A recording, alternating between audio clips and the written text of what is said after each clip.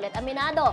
Si Piang Sweet na nahirapan at nakaramdam ng pressure ng mga kasama niyang mag-dub sa picnic ang mga showbiz icons tulad ni Nova Villa, Ces Quezada at Boji Pascua. Sinabi ni Piang na malaking challenge sa kanya ang makatrabaho ang mga kilalang personalidad sa industriya. Sa kabila ng pressure, ipinakita ni Piang ang kanyang galing at nakuha naman ang suporta ng mga veteranong kasama niya sa project. Roll VTR.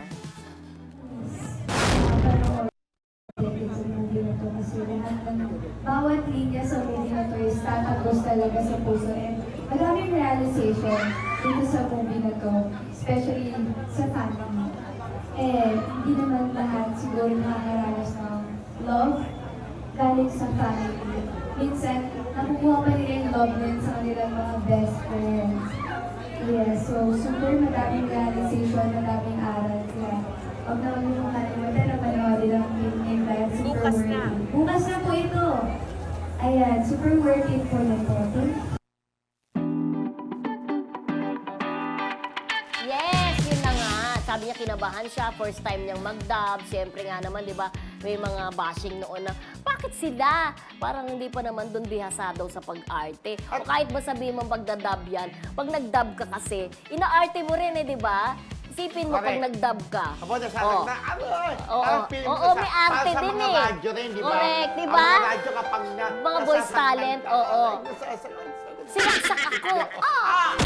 Binulog!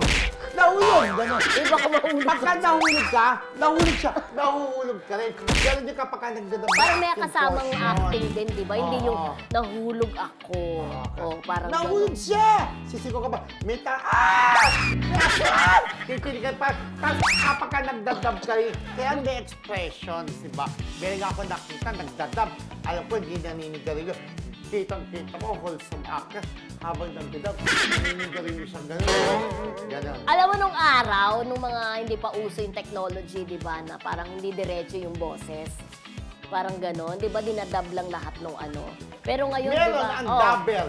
Oo, nung araw. Eto may sikat yan na actress kapag ka hindi marunong mag-dub o kaya busy Oo. yung mga artista, may double. May ghost dubber ba yun?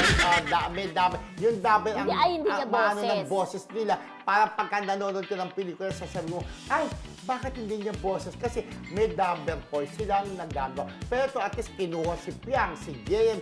Ibig sabihin, nagtiwala sa kanilang Nathan Studios. Diba? Correct. Dahil alam nila rin, malaking tulong din yung mga boses nila parang manood yung mga fan-mail, di ba? Oo. Andun nga yung mga Piang Smith, nandun sa sa advance screening. Wala si JM kasi may previous commitment. Pero si Piang... Sila, kita mo si si Mami Merly nandun. Ay, si Mami Merly, as usual. Oo. Si Piang ang kinis-kinis sa mukha, parang ano siya, yung parang yung wax, gano'n, ang ganda ng kutis. O, ang puti-puti. Grabe ka, parang wax, walang pores. Oh, walang pores. Okay. Ang ganda, ang cute, ang sexy. Okay, yes. Ako, puro pores.